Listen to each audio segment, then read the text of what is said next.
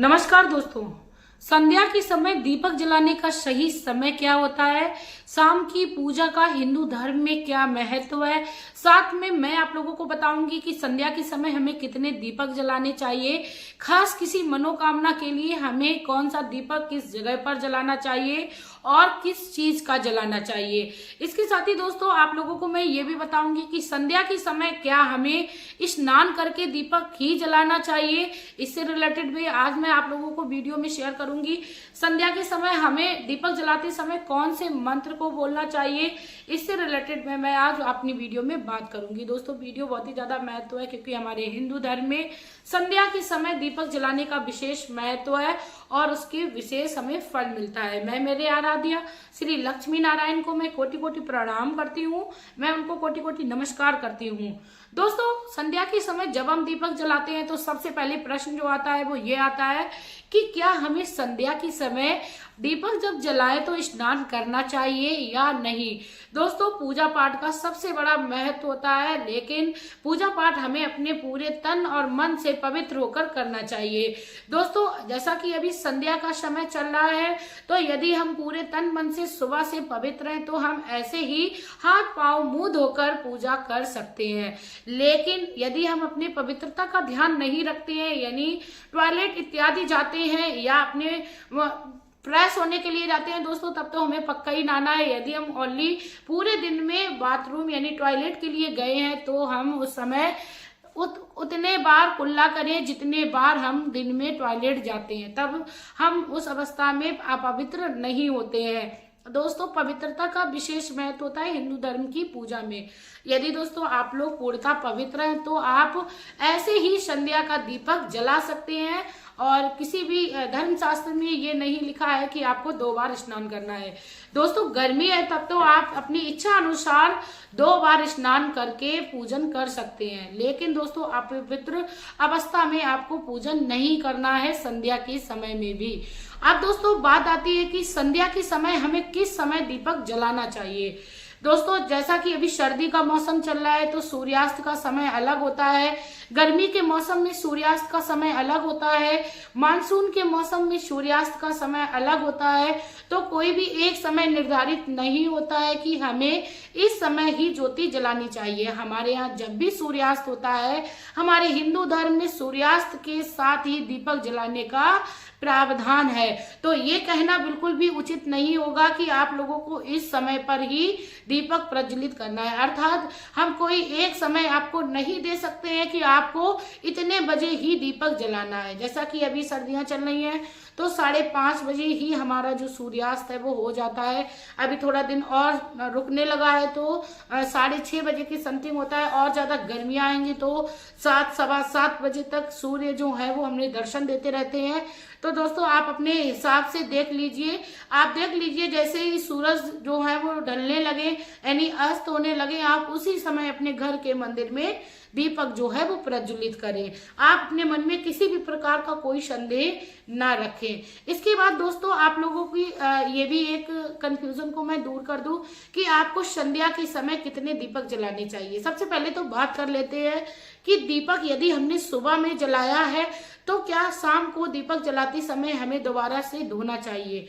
दोस्तों प्रदीप मिश्रा जी गुरुदेव की मैंने मुखवाणी से खुद ही सुना है, उन्होंने अपनी कथा में बताया कि कभी भी हमें सुबह के जले हुए दीपक में दोबारा से संध्या के समय दीपक नहीं जलाना चाहिए, क्योंकि उससे हमारे घर में कर्जे जैसी समस्या बढ़ती है और साथ में आर्थिक तंगी भी बढ़ती है। तो दोस्तों कर्जे जैसी समस्या जिस भी घर में होती है उस घर में बहुत ही दुखदायी जीवन चलता है। तो आप लोग थोड़ा सा समय लगता है, खाली पानी से ही क्यों ना संध्या के समय दीपक को धुल लें, आप अवश्य धो के दीपक दोबारा से जलाएं। आपको ऐसा नहीं करना है कि सुबह के ही दीपक की बाती में जो बाती जली हुई पड़ी थी उसमें ही आपने फिर से दीपक प्रज्वलित कर दिया। सुबह में तो आप अच्छे से साबुन से उसको साफ कर लीजिए, लेकिन शाम को आप भले ही पानी से साफ करें, लेकिन आपको साफ जो है वो अवश्य करना है।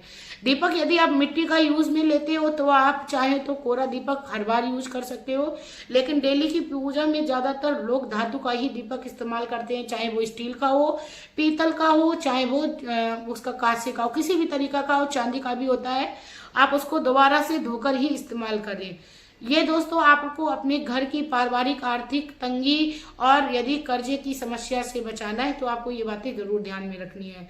इसके बाद दोस्तों आपको कितने दीपक जलाने हैं। दोस्तों दीपक हमें हमेशा ही अपने घर में कम से कम 2 संध्या के समय अवश्य जलाने चाहिए। वैसे तो 3 दीपक यदि जिस भी घर में जलते हैं और किस स्थान पर जलते हैं वह भी मैं बताऊंगी, तो उस घर में कभी भी किसी प्रकार की कोई समस्या नहीं रहती है। लेकिन यदि आप नहीं जला पा रहे हो तो आप 1 दीपक प्रतिदिन अपने घर के मंदिर में प्रज्वलित करें। सबसे पहला दीपक जो है वो आप अपने घर के मुख्य द्वार पर प्रज्वलित कर सकते हो। लंबी बाती का दीपक आप जलाइए दोस्तों। उस दीपक को आप चाहें तो सरसों के तेल का भी जला सकते हैं यदि आपके पास व्यवस्था नहीं है तो। लंबी बाती का दीपक जलाइए, वो माता लक्ष्मी के लिए होता है। वैसे आप कोशिश करिए कि शुद्ध घी का ही आप दीपक जलाइए, नहीं तो आप तिल के तेल की व्यवस्था अपने घर में करके रखिए। तिल का तेल आप मंगा के रखिए, उसको पूजा में जब हम इस्तेमाल करते हैं तो उसका हमें कोई दोष नहीं लगता है, बल्कि हमारे देवी देवता जो हैं वो प्रसन्न होते हैं। उसके साथ दोस्तों दूसरा जो दीपक है, यदि हमारे घर में बहुत ज्यादा आर्थिक तंगी चल रही है, हमारे घर में कर्जे जैसी समस्या है, तो हमें अपनी तुलसी में भी प्रतिदिन दीपक जला के रखना चाहिए। और दोस्तों लास्ट में जो दीपक जलता है वो घर के मंदिर में जलता है। हमें अपने घर के मंदिर में अवश्य दीपक जलाना चाहिए, क्योंकि हमारे घर की सुख समृद्धि जो है वो हमारे हिंदुत्व के साथ ही जुड़ी रहती है। यदि हम देवी देवताओं पर विश्वास करते हैं तो हमें इन कर्मों को अवश्य करना चाहिए। हमेशा ही हमें कृपा दृष्टि मिलती है हमारे इष्ट की। उसके बाद दोस्तों आप लोगों को मैं बता दूं कि दीपक हमें किस अवस्था में नहीं जलाना चाहिए। यदि हमारे घर में किसी भी प्रकार की कोई ऐसी घटना हो गई है, हमारा जो मन है वो अशांत है, तो उस अवस्था में हमें दीपक जो है वो नहीं जलाना चाहिए। क्योंकि भगवान को जब भी हम याद करें तो पूरे शांत मन से याद करें और उनको ध्यान करें, तब हम हमेशा ही अपने मन को शांत रखें, एकाग्र रखें। यदि हमारे आसपास के परिवार में जो हमारा परिवार होता है वो बहुत बड़ा होता है, एक घर तक ही नहीं सीमित रहता है, बल्कि हमारे बाबा के बेटे इत्यादि से भी हमारा परिवार जुड़ा होता है। यदि उसमें भी कोई घटना होती है तो उसका भी विचार हमें मानना चाहिए। तो उस अवस्था में जैसे एक अशुद्धि वाले 2 तरीके के काम होते हैं। जैसे किसी की कोई दुखद घटना हो गई है तब भी एक अशुद्धि का ही हमारे घर का वातावरण बन जाता है।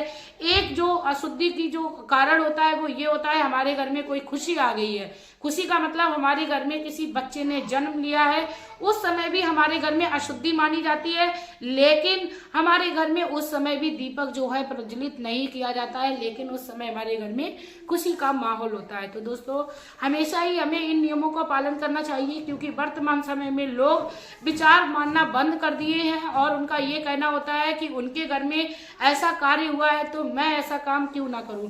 दोस्तों आपको बिल्कुल भी अपने माता पिताओं की या अपने बड़े बुजुर्ग की इन प्रथाओं को कामयाब रखना है। साथ में ये कह सकते हैं उनकी प्रथाओं को प्रचलन में हमेशा ही रखना है, क्योंकि जब हम ऐसा कार्य करेंगे तो हमारे बच्चे भी हमारी प्रथाओं का प्रचलन यानी प्रचलन में लाते ही रहेंगे। तो दोस्तों आप लोगों को मैं बता दूं और आप लोग क्या कर सकते हो, आपके घर के दीपक को आप कोशिश करिए जितना ज्यादा आपके घर का दीपक पुराना होगा उतना ही ज्यादा आपको वह सिद्ध हुआ दीपक दिखाई देगा। और आपके घर में यदि किसी बच्चे को बार बार बुखार आ जाता है तो अब भी आप उस दीपक का उपाय कर सकते हो। आपको दीपक के लिए क्या करना है, उस उपाय के लिए यदि किसी बच्चे को बार बार बुखार आ जाता है तो आपको क्या करना है, उस बच्चे के नहाने के पानी में कम से कम 15 मिनट के लिए आपको दीपक जो है वो उस पानी में छोड़ देना है। उसके बाद आप वो दीपक निकाल कर उस बच्चे को उसी पानी से नहला दीजिए। उसका जो बुखार है वो बहुत ही जल्द सही होने लगेगा। दोस्तों इसके साथ ही आप लोगों को मैं एक और उपाय बता दूं। बहुत समय से लंबे समय से आपके यहाँ कोई बीमारी चल रही है और आप बहुत ही ज्यादा दवाई करा के परेशान हो चुके हो, फिर भी आपको कोई उससे फायदा नहीं मिल रहा है, तो आपको क्या करना है, संध्या के समय आपको एक जो तांबे का पात्र होता है, यदि तांबे का नहीं है तो फिर आप स्टील का भी यूज कर सकते हो, लोटा या जग। आप उसमें पानी भरिए और आपके घर का जो भी दीपक है उसको आप उसमें डालकर छोड़ दीजिए पूरी रात्रि के लिए।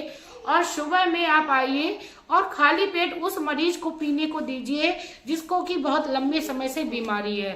आप देखेंगे कि आपको बहुत ही ज्यादा फायदा दिखेगा, क्योंकि जब भी हमारे मंदिर में कोई भी चीज इस्तेमाल में की जाती है तो वह साधारण चीज नहीं रह जाती है, वह दिव्य शक्तियों से परिपूर्ण हो जाती है।